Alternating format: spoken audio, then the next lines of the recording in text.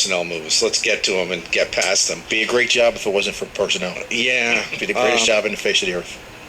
I don't know how to. It's a sensitive issue, so let me just say it was a shock to everybody. Obviously, must have been to you that this officer was doing this. But changes have been made. Am I correct now? So that I guess the commanders are watching more, so we know what people are doing. How do you prevent this, Chief, from happening? In a way, you can't.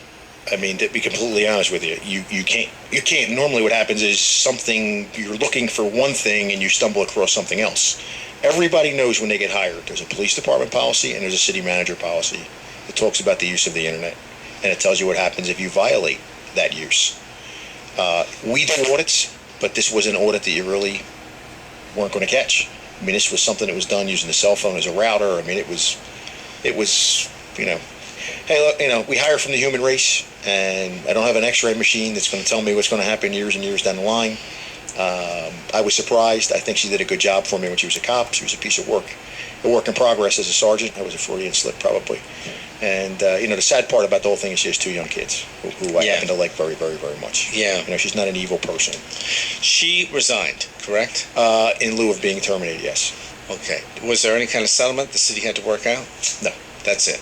That's it. Does she qualify still for her pension? When she reaches pension age, she will receive a pension based on what she had accumulated up to that time. Okay. Tell us about the other situation involving this male officer. I really can't say too much because it's an open investigation, but he resigned while under investigation. An investigation for excessive force? I can't say too much because of it's an open investigation. It's an open investigation. Still open. Even though some of the media has some of it. They don't, because we didn't release anything. All they have is the resignation letter. They did not get anything of the investigation because they can't get it until the investigation's closed.